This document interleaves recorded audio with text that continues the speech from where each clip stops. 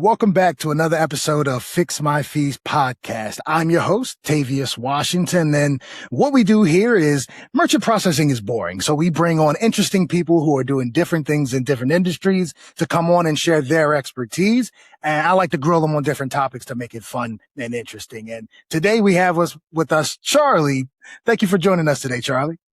My pleasure, Tavius. My pleasure, man. Thanks for the invite.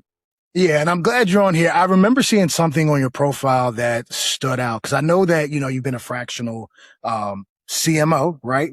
Yeah. It's right there on your screen, right? FCMO, fractional CMO. Use every opportunity we can to put it out there, But there was something like unique about like what you said I'm pretty sure it was the LinkedIn, not the website. But as far as what you're doing is you're helping businesses grow with strategies that are efficient, repeatable, and built. But what I like is that it's built by what makes you different, not just louder. And I really like that. You know what I mean? A lot of people are going, they try to be loud, which other people just try to repeat. And they feel like, well, if they're loud enough, they're getting views. And I am here like, no. What is it that makes you different? And speaking to that. And so I just thought I'd put that out there. That really stuck with me. And I think that's awesome. Cool, but how about you tell people like, what is it you do, how long you've been in the business so they can get an idea and catch up to speed? Sure. Yeah. I follow my own preaching, what makes you different, right? So, I really think it's important that people have a niche, a community, building a small fish, big pond doesn't work as well as big fish, small pond. Right. And when you have a narrow niche and you have a community, of course, it's easier to build a brand. It also is easier to understand what the needs of your audience are. Right. So you can speak to pain points because everybody's going to be a little different. But if you can service, a number of people that look very similar to each other, the pain points are going to be similar as well. So you can, in your prospecting, in your marketing, in your communication, you can speak to, specificity and So we serve financial services. Right. So most of my clients are independent financial advisors or registered investment advisors. So there's a few different categories of financial advisors out there. The ones we all think of are the Merrill Lynch's and the Morgan Stanley's and the Edward Jones and the UBS's of the world and the Raymond James. We work with a more independent audience, people who are, that they're doing their own thing. It might be Main Street Financial or, somebody who's got their own DBA versus working for one of those large firms. And here's the thing, Tavius, there's a Gallup poll 2023 that says financial services is the fourth least trusted industry in the U.S. Can you guess what number one? I'm pretty sure sales is up there too, right? Well, some certain types of sales. I'll tell you what the top three are, but can you guess what number one might? Politicians. It is, man. It's elected officials. That's absolutely right. Yeah. Number two is car sales. Number three is advertisers. Car sales. There it goes. Financial advisors are number four. And I think that's really unfortunate because I've been working with this, within this industry since, 98 or 99. And I've met, the huge majority, the overwhelming majority, maybe all, have a pretty pure heart and they're there to help people. But I think one of the issues that the industry runs into is that when you work for a big brand, call it New York Life or Northwestern Mutual or, Morgan Stanley, or one of these big brands, oftentimes you've got quotas as a salesperson. Yeah. And so your quota then and your compensation comes before your client. Yeah. If you work for New York Life or Mass Mutual or, one of these other large insurance companies, they're selling proprietary products. Those are more profitable for the firm. Right. And so you as a salesperson, call yourself an advisor, really in those environments, your sales channel, you're selling these products because they compensate you better. Now, advisors want to call themselves fiduciaries. That, for those of you who don't know what that means, right? It's the legal obligation to take care of your client first. That doesn't really flow with a lot of those big firms, right? But when you go independent, especially when you become a registered investment advisor, you get paid on a percentage of the fees you manage. So it doesn't matter what your clients have. You're getting paid on a percentage of the fees that you manage anyway. So it takes the commission bias out of the relationship. So we like to serve that audience because those are the people that are changing that negative trust opinion of the industry. Of course, media doesn't help either. You get somebody like a Bernie Madoff and you think that's the whole industry, right? And it's not. It's one guy, but he gets all the attention, So. Yep. And that's exactly what it is, right? When the bad news comes, it's like all of them are like that because the good news, when people doing the right thing in finance, doesn't really make news.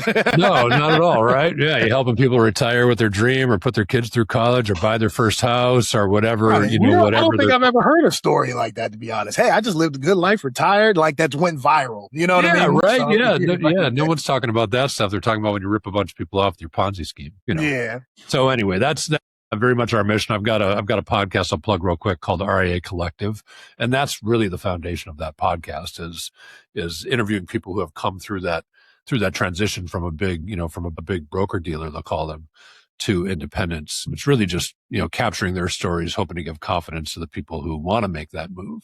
Yeah. Anyway, check out RIA Collective. There's my plug, Tavius. There's my plug.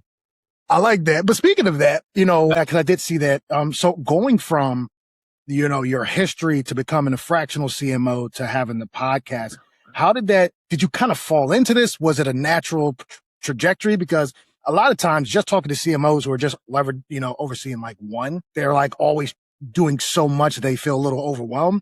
But when you have someone who's fractional, that means it's just a lot more organized, strategic in the way they do it so they can help with multiple. But there's usually like not really a progression. You just kind of find your way in it. So I wanted to know, like, how did you end up going into the FCMO and then also having a podcast from where you started? Yeah, kind of back assward, man. So those of you who are watching the video see some old relic snowboards on the wall. So I was an early snowboarder. I was working in that industry, living in Duluth, Yes. Minnesota, and I was an independent sales rep. And we're talking mid 90s, right? So it's super early back in that stuff. And the company I was working for changed the comp plan, and 34 of their 35 reps quit the same day. And I was one of those 34. And I found this little technology company that was doing websites in a handful of verticals. I'll put the name out there. They don't exist anymore, but 50 Below was the name, Duluth, Minnesota, 50 Below. It was 47 degrees below zero the day they were incorporated. And yeah, so I kind of that was the last job I got out of the newspaper, right? That's how we used to do it. And so I went to work for this little company. I think I was employee 11 or 12.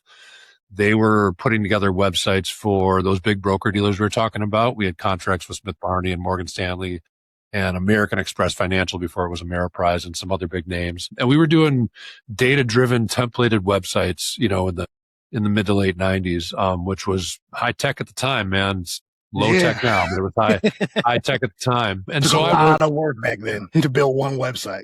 Yeah, well, we found, the guys that owned it, they found some technology, and these big firms would send us a database every 24 hours of their advisors. And if you were on the database, you got a website. If you weren't on the database, you didn't, so it was a templated site. Everybody got the same thing, right? And there was some customization, your photo and, maybe your bio and whatever, right? But for the most part, it was the same stamped out. But we were early to market in that.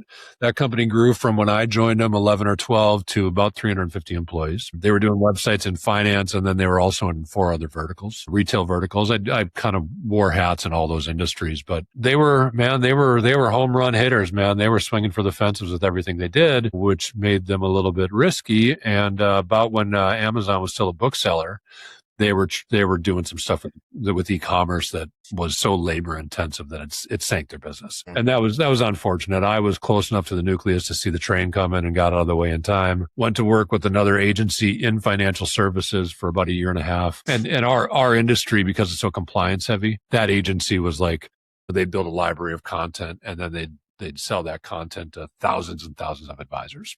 It was good for the compliance people to approve all that stuff, right? But it wasn't so good for the advisors that, they were all treated like they were the exact same.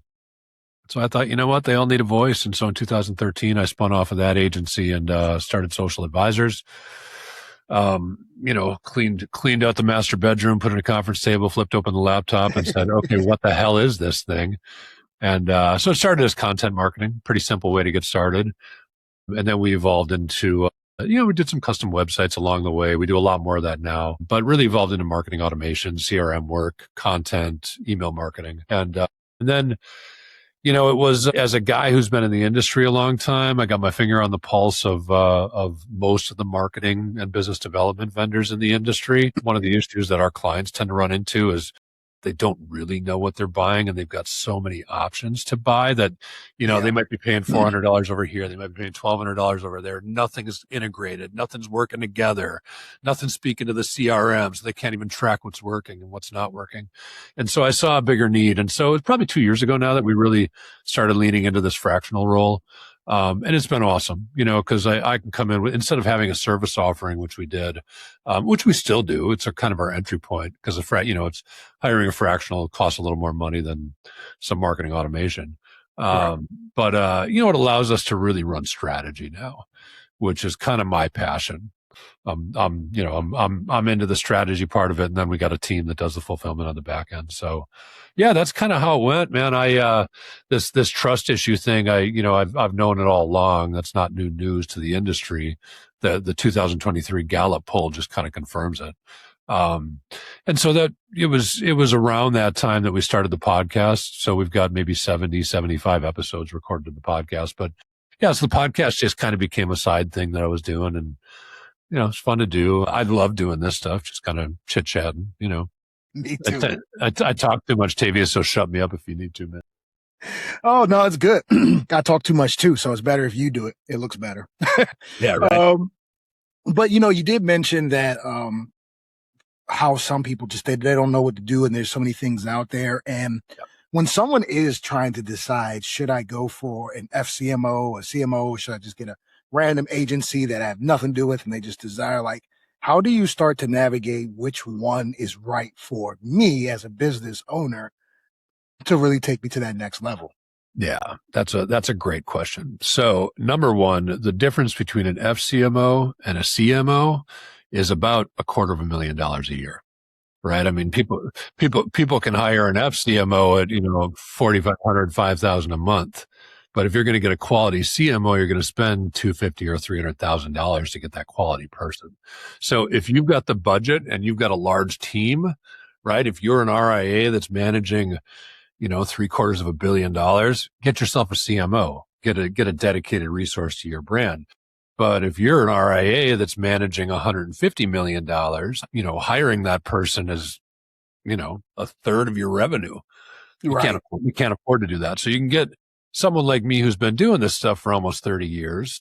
You can get my experience not only in marketing, but also with our industry and the understanding of compliance and all the other things that come with financial services at a fraction of the cost. Now, you don't get 40 or 50 hours a week of me, but I'll tell you what, it's not too far off because I got a team of, we got systems administrators building websites and doing CRM work and setting up workflows. And we've got content experts doing, helping you with video or helping you with written content. So you get a lot of what you go, they probably get 20 hours of our time a week, something like that, depending on the client. So now the other part of your question, so I would say that your fractional or your CMO is budgetary, right? Right. If you can afford a CMO, without, hurting the business at all, get a CMO. You got a dedicated person helping you develop your brand and your audience, and do that. If you can't afford that, fractional CMO is the next best thing. Now, if you can't afford a fractional CMO because, a lot of people can't cut off $5,000 a month on a budget, and you're trying to figure out, what's the right service to use. What I would do is work with a guy like me to put a marketing plan together. Don't hire me for the year or for multiple years. Hire me to put a marketing plan together, or, it doesn't have to be me, but somebody that knows the landscape well, and then implement on that marketing plan, right? That would be the way to do it. Then you get a one-time cost versus a, recurring cost.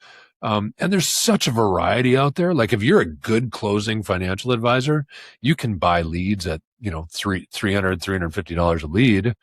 They're selling those leads to other people. But if you're really good at it, that's probably going to have an ROI for you. If you're more of a numbers person who's not that salesperson, right? Then you gotta have a different approach, because if you're buying those leads, rest assured 4 other advisors are buying those leads. And if you're not good at converting that, then it's not going to have an ROI for you.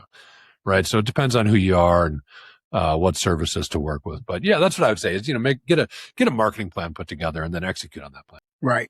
And then in that marketing plan, you're able to kind of outline what they do, and then they can just execute it. And if they're on that fence, like even if they're like, maybe I could afford 4 to 6, but I don't know yet, at least being able to see the market plan, try it yourself and go, all right, I can't do this myself. You can have someone take it over. Or if you can, then, you're good to go with that one-time fee. So when you're working with people, are you on Zooms like these? Like when you first bring someone on, how do you start to understand what kind of marketing plan works for them?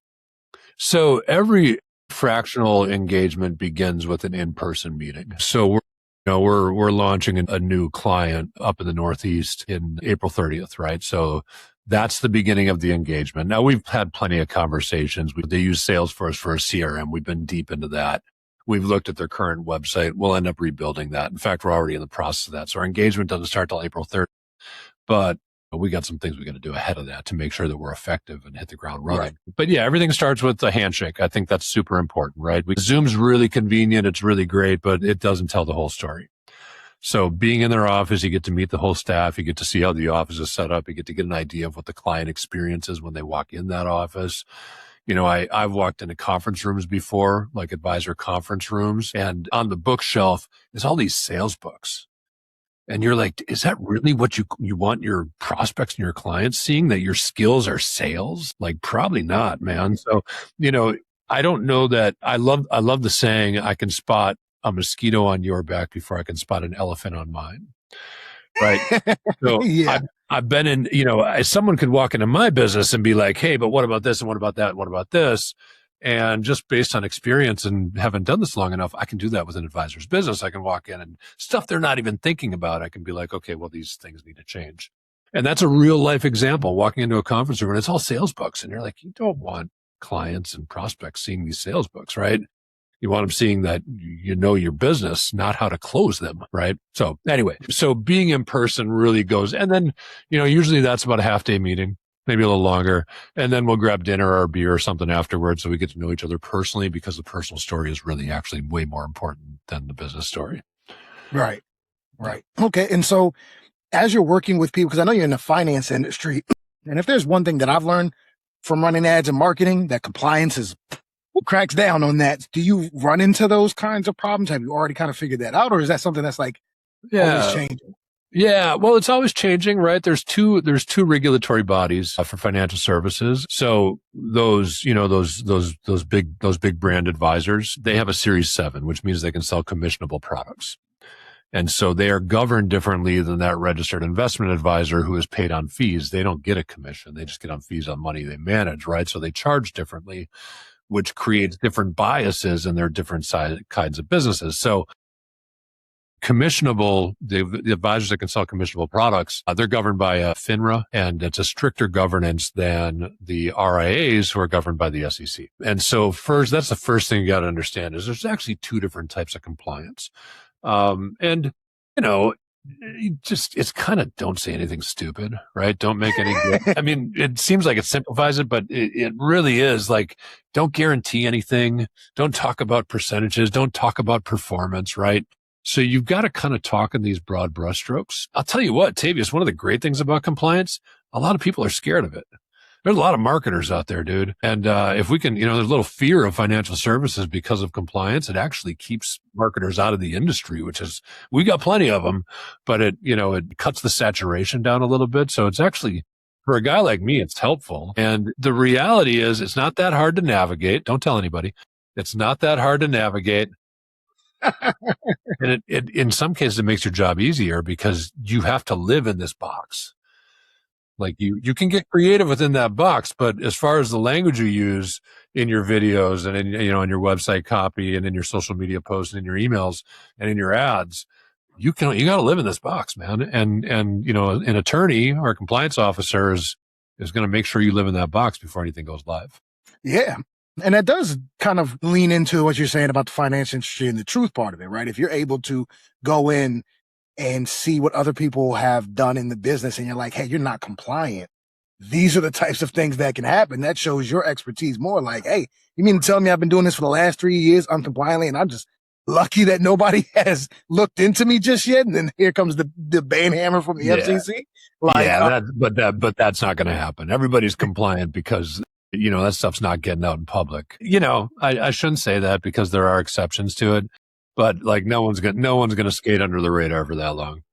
Right, right. But so Yeah, when it comes to like, as far as like marketing and the trends with everything going, you've been around to see enough of the trends change quickly sure. from, Yeah, like you said, when you were doing things to the internet, building out the website, all the way to the rush of AI and, the optimization of that. yeah. How are you adapting at every level to still be able to be ahead where you are right now and kind of move these businesses to new levels of growth without feeling That's a good overwhelmed that question. I might implement this and then tomorrow's the new thing comes? Yeah, right. Well, I think I've got a curiosity. I've just kind of got a natural curiosity, so I'm always kind of I stay up to date on newsletters and things like that. So I try to follow the right people. Now that's always evolving too. Um, Chat GPT came out, I think, November of 22. We Yeah, were something we were like that. put by January of 23. We were already implementing processes using AI. Right. So we were early adopters. We knew, we knew 4, 6 months in advance what was coming. So we didn't know necessarily what it would look like. It was just initials at that point. But as soon as it launched, we did about 45 days of internal use on it and said, okay, here's the practical ways to use it. I'm super interested, also scared of AI, but I'm super interested for business cases. The most recent thing is OpenClaw. Dude, Right. OpenClaw will wash your clothes for you if you set it up right. I mean, that's, an exaggeration, but Right? I mean, it's crazy the stuff it'll do. Now, because of that compliance, we talk about the industry I serve is slow to adapt things, right? Yeah. Because they got to do the sniff test to make sure it's working. And there's some great tools in the industry already. I'll pump some of them. Zox is a great note taker in the industry, right? I use Fathom. I don't have the compliance issues, but Zox is a product that will, capture all your notes and write your CRM notes and, craft follow-up email. You got to look at all those things first, right? So that you got to just make sure that it's not hallucinating in any way. Those are compliant tools. Slant app, is a new CRM in the industry. Love those guys. They Slant, launched like slant. Slant, yep. Slant.app. So slant.app. They're revolutionizing CRM for the industry. I think they launched in August of 25. So 6 months ago, and they got, I don't know, 350, 400, 450 clients on the platform already. Those guys are killing it. So if you're an advisor and you happen to stumble upon this, check out Slant app. I think it's awesome. I had to look that, type it down. You see, I'm still always typing. Yeah. Even if I Yeah. transcribe all of this, I still want to write certain things down so that I Yeah. can make sure I recall it. Yeah. No, I think there's a natural curiosity. Of course, having the podcast helps too. I'm always booking, book advisors, but I also book tools that the advisors you use when they go to independent, right? That's one of the big things. You leave Morgan Stanley and you want to go independent. Well, now you got to figure out your technology stack, right? You got to Mm, figure out your archiving. You got to figure out all the tools that Morgan Stanley provided. You get paid a lot more. Like Morgan took a big right. percentage of your revenue, but you got to do it all yourself now. So it's important to stay on top of those tools. So as interviewing different people on the podcast certainly helps me, keep my eyes open and, So you you know, you show the tool or you interview the people who own the tool so that they can show how it can help them.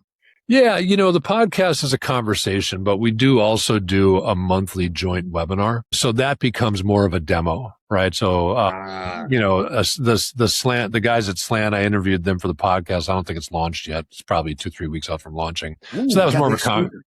yeah, more of a conversation, but then we'll do a webinar together, this fall and give them a chance to demo the product as well.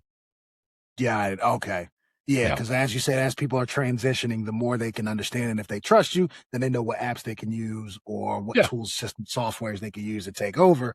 Because it's Yep. more work, but upside is getting more payment, more paid in that aspect. Is that kind of like? Do you have like a what's the word? Like a motto or value or something like you do, like you and the company strive behind when it comes to like what you do with the clients?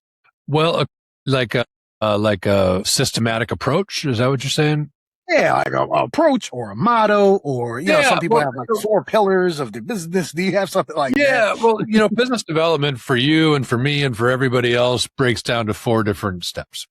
Right. Number one, you need to know who it is you serve for the reasons we talked about early on, right? With the niche, right? Who are you focused on? That's going to dictate your brand. That's going to dictate your messaging. That's going to dictate your marketing channels, right? So number one is you've got to know your ICP, your ideal client profile, and get narrow, man.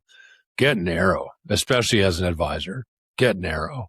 Number two, you got to build a big audience, right? And you can do that in a number of ways. We call it top of funnel, right? You can do that in a number of ways. You can traditionally, advisors did that through things like networking, right?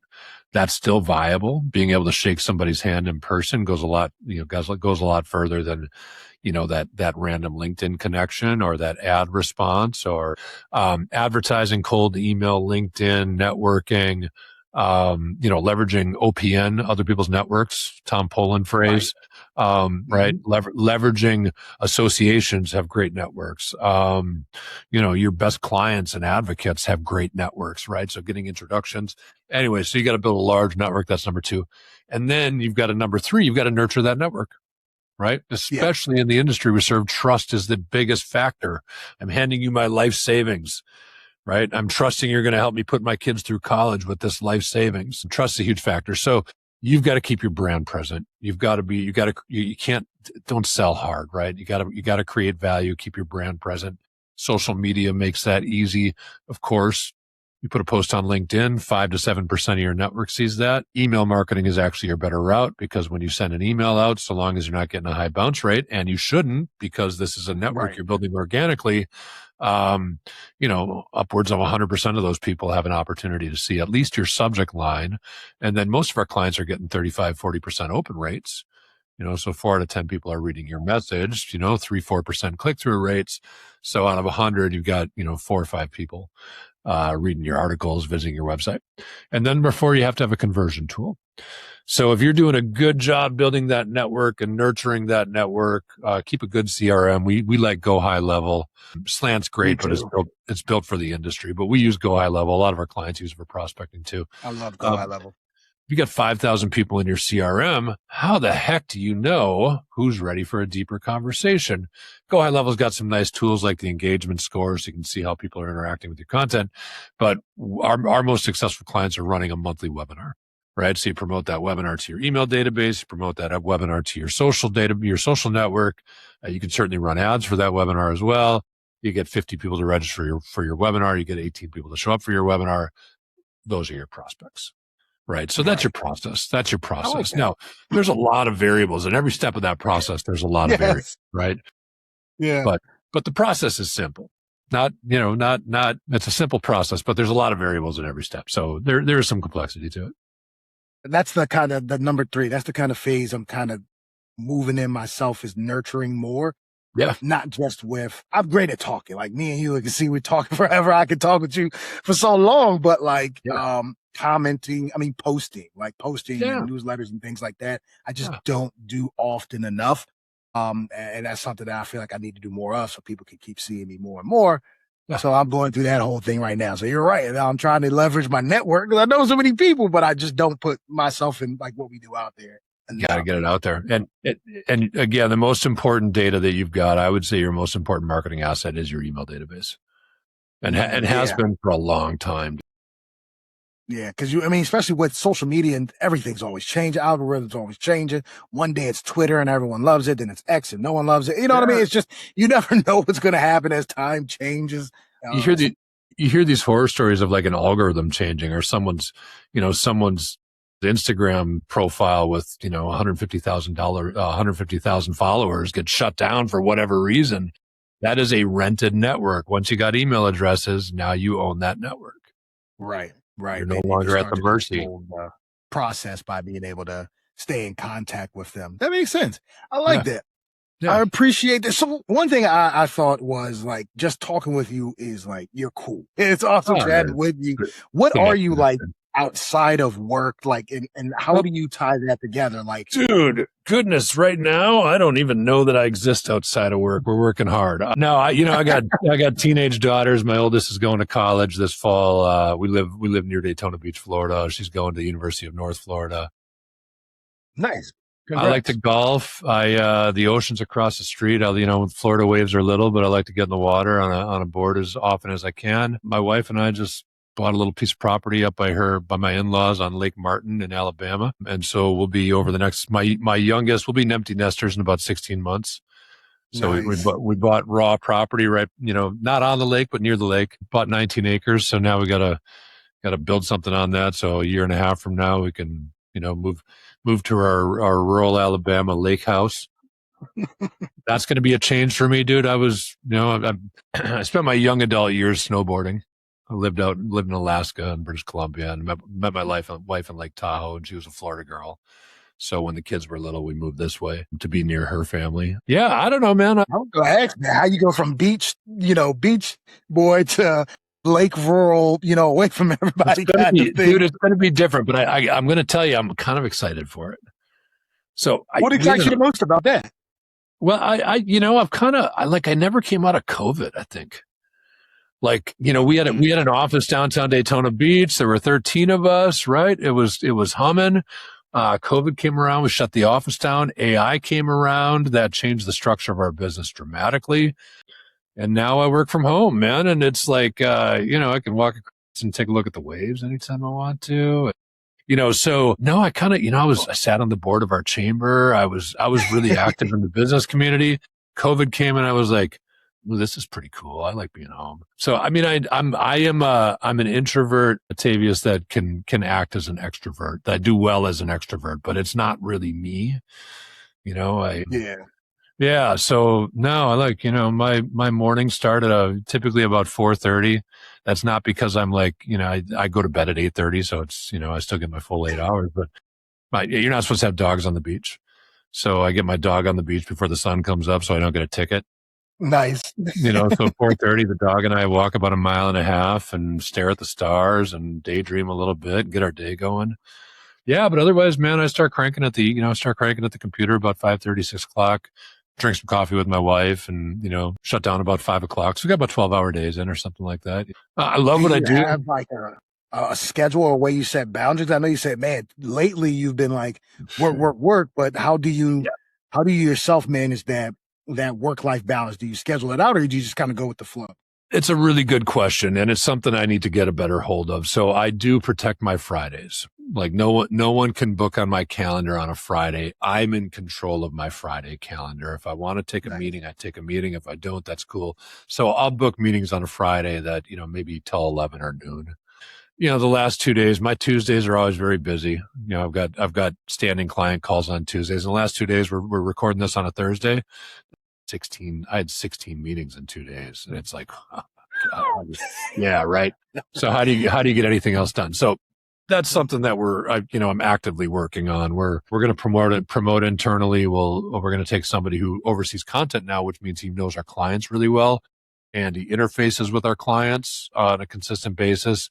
We're going to move him into more of an account rep role so that for those clients that I have maybe a weekly call with, which is pretty standard for our fractional clients, we might be able to move to like 2 monthly strategy calls that I handle. And then my guy, Julian, will handle the call in between, which is just executing on strategy. So. Nice. So that's a part of like the Q2, 3, and 4. Like, what are your goals for the rest of the year for you and your business? Yeah, we've got some revenue goals. I won't go too deep into that stuff, but we're on a nice trajectory. We have been for a few years now.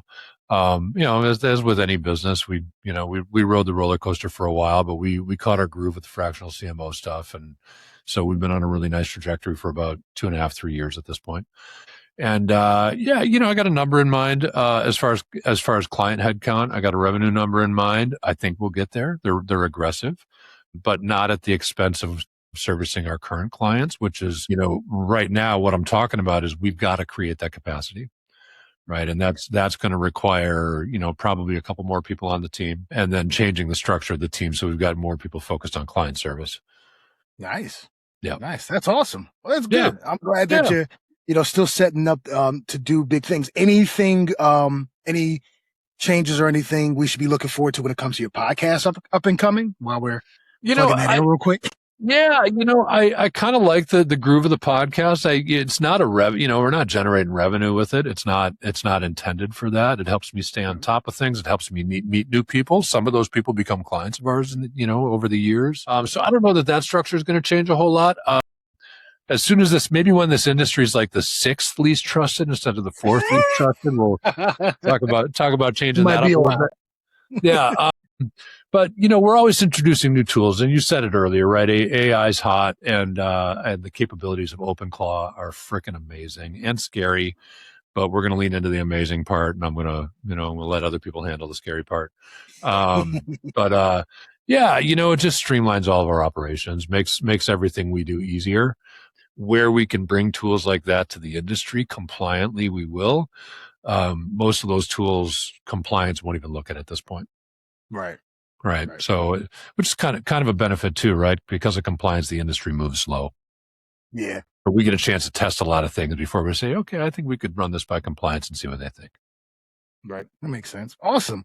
Well, thank you, Charlie, man. I appreciate you coming on here. My pleasure. Give me a chance to yap at you for a while. That's all I know, man. It's always make my day, dude. Yeah. We did that on our first call. It's supposed to be like 10 minutes long, and we talked for like 25, 30 minutes on our first call. I remember that. But no, man, I appreciate it. I definitely think we should do this again. This has been so much fun. But if other people want to be able to get in touch with you, especially if they're, that maybe they are just trying to figure out what they should do, and they just want to be able to talk to somebody who can tell them, hey, you're better off with CMO or something else, or at least have a marketing plan. How can they get in touch with you? Yeah, so I'm super active on LinkedIn, and my last name is Van Derven, VanDerven. I'm an easy guy to find. I think I'm the only Charlie Van Derven on the planet. And then our website. You'll know the LinkedIn logo picture. You'll know it's him. Yeah, exactly. It's just, in fact, it's like a black and white. Yeah, with the mustache. I love it. Yeah. And then the website, which we're getting ready to launch a new website. So hopefully you drag your feet on launching this episode for 3 or 4 weeks too. We'll have a new website up because the old one, we're ready to do away with that. But the website's social-advisors.com. Yeah, any industry, right? I'm happy to, I'm here to help people out, man. So, I'm happy to offer my advice, and I've worked in several industries. We just chose our niche, so we get to understand who they are, what they need. I think we do a pretty good job at that. And again, that's probably my biggest recommendation. Like if you want to grow your business, identify your community and get deep into that community. Got it. And where can they find your podcast again? Like how can they get podcast is RIA Collective, RIAcollective.com. Otherwise it's on all the listening platforms. Okay, like YouTube, Spotify, all of them. Awesome. Yep. YouTube, Spotify, Apple, whatever. Yeah. Cool. Well, I'm going to make sure I get that information added to the bio, and it'll probably be 4 weeks before this drops, so we got enough time to make sure that your website goes live. And then we'll add it in the bio, and if it's not live, I'll add like a little note to yeah, that's all right. That's what YouTube has, all those little things, so we'll be good. But thank you so much again for joining us. I had so much fun. I would definitely love to do this again, man. Definitely do it soon. Awesome. Yeah, Tavius, anytime, man. I enjoyed talking to you. Thank you for the invite. Awesome. So thanks to everyone for listening in to another episode of Fix Your Fees. If you want to be able to reach out to Charlie, again, check the bio, click on the links, and reach out to him. I would especially say if you just don't know where you're going next, at least have that conversation with someone who's helped in those types of ways, and just get that out there so you know what your plan is for the rest of the year. And then if you want to be on this podcast, if you have another business and you're interesting like Charlie, and you're like, man, I got something I can talk to people about, reach out to me, right? Tavius at fixmyfeesteam.com, and we'll have you on the podcast. So thank you again, everybody, and good night.